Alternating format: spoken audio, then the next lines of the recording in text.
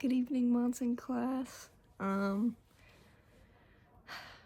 Please ignore the eye bags. It's a work in progress. I'm working on fixing it. I would like to state first off that, although the side I'm picking, which I will, obviously explain a little bit, is, I think everyone kind of shares the same opinion. But I would love to try and argue for the opposite side, but I think at the very least everyone can agree, personal opinions aside, about war. I think the language in Dulce et decorum est is just it reads a lot more heavily and more visceral, and I think its meaning comes across a lot clearer than Charge of the Light Brigade. And while I could argue that, like, just the idea of war itself,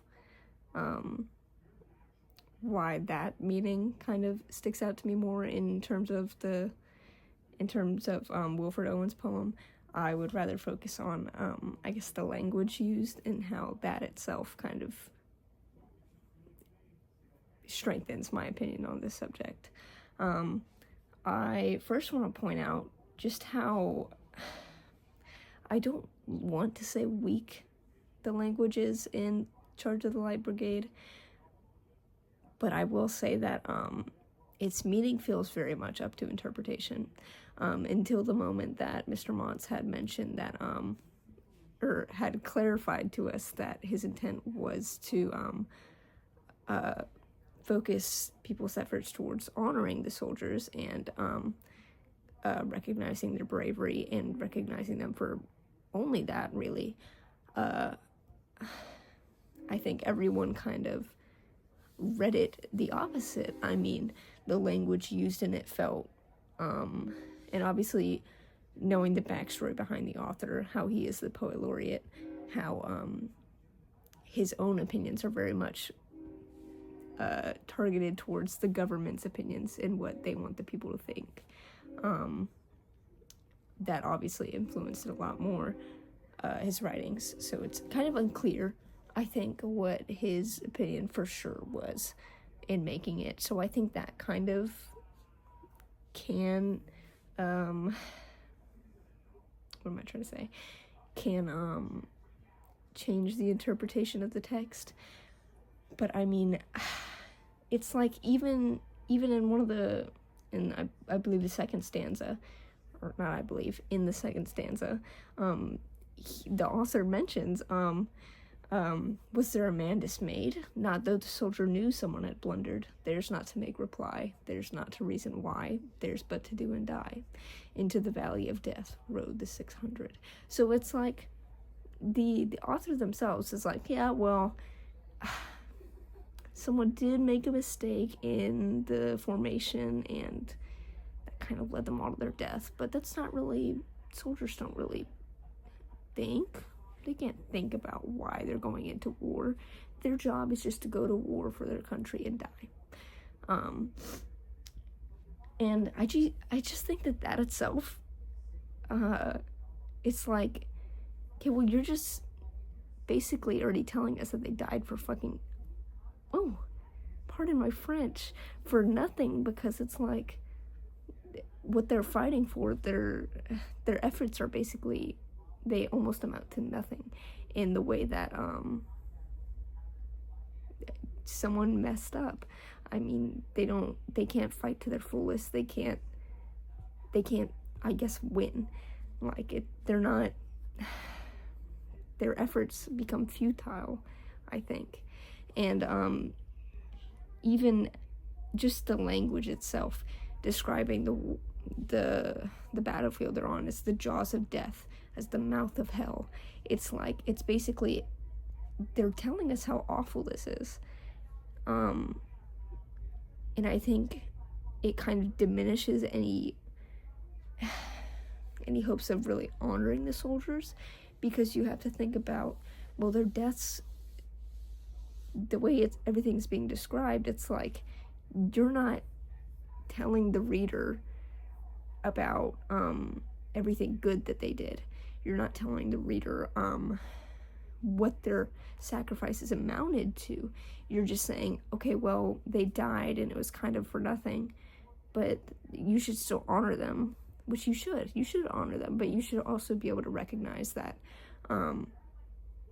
their efforts in this war were very much, they were misguided in the way that someone made a mistake. I mean,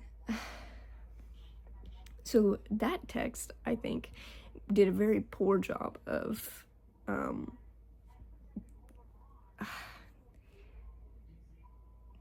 what is the word I'm thinking of? Oh my god. Of getting their message across. And it's like, basically they're just saying, well, they fought so hard, they went to this war, they went into this battle and fought so hard for us, but all that was left was nothing. None of them came back.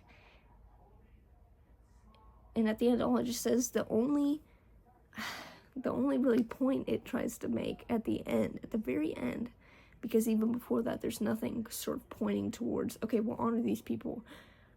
This is why you should honor them. It's just, honor the charge they made. Honor the Light Brigade. Noble 600. And it's nothing compared to Dolke at Decorum Est. I mean, because the language in it, like I said, it's just so visceral. It comes across so harsh and jarring because that's what they want that's what they want the reader to experience. They want the reader to realize, and this goes along with their point, is what I'm trying to say. In the Charge of the Light Brigade, all of the language kind of points towards a different sort of message, and it just doesn't hit the reader in the way that the author wants in that one. See, in Dulce et Decorum Est, it has that exact, it comes across the way the author intended, I think, because of how well written it is, because of the language they used. Sorry, I'm breathing heavy. It's just, the language is really good, I think. Even just in the very beginning, it comes across like it emphasizes how harsh the reality is of what these men and women go through in during this time. So probably just men, let's be real. But it's like bent double, like old beggars under sacks, knock-kneed, coughing like hags, be cursed through the sludge, till on haunting flares we turned our backs, and towards our distant rest began to trudge. Men marched to sleep, many had lost their boots, but limped on, bloodshot. All went lame, all blind, drunk with fatigue, death even to the hoots of gas shells dropping softly behind. And then immediately, gas, quick boys. It's like they want you to realize, well, for one, how dangerous it was, especially in World War I, with the introduction of chemical warfare, I guess I should say. And, I mean, the trenches themselves, it's all very, they emphasize the danger that these men went through. I guess you could say suffering, the struggles they had to endure, again, the reality of war. It's not all just, oh my god, it's not all just, this is what we're fighting for, this is what, war is pushing towards, this is, like, there's a meaning behind the war, but it's also, because you can recognize that there is meaning in, war, there was a reason these people went to war, but you can also recognize that the reality of war is that it is tragic, it is dark and depressing, and you can't ignore that when speaking on war. because that's how it is. What was I gonna say? And then even just the I keep wanting to say visceral, but the very strong language. He plunges at me, guttering, choking, drowning. If in some smothering dreams you too could pace behind the wagon that we flung him in, and watch the white eyes writhing in his face, his hanging face like a devil sick of sin. If you could hear at every jolt the blood come gargling from the froth-corrupted lungs, of seen as cancer, bitter as the cut of vile, incurable sores on innocent tongues. My friend, you would not tell with such high zest to children ardent for some desperate glory, the old lie, dulce et decorum est pro patria mori. It is sweet and fitting to die, or something like that. I forgot already. So it's like, oh, ignore the t-shirt. Okay. It's, I guess what I should be emphasizing is that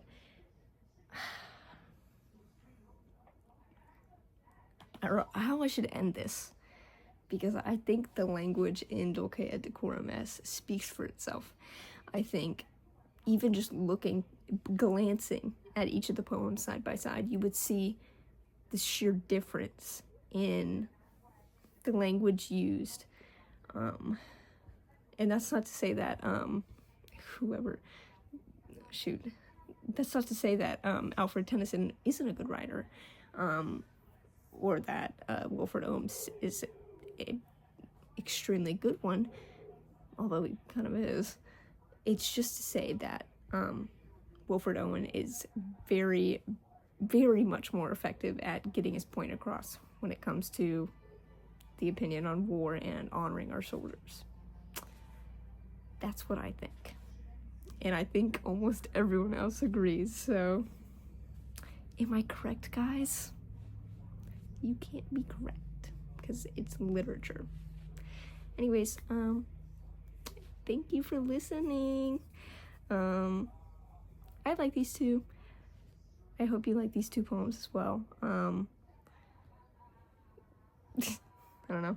If you have any other evidence or any other alternative points you would like to make towards me, and the responses you guys should totally do, feel free. I would love to hear, because I don't know, I like this poem. It's Dulce et Decorum Est. It's my favorite. Thank you. Bye bye.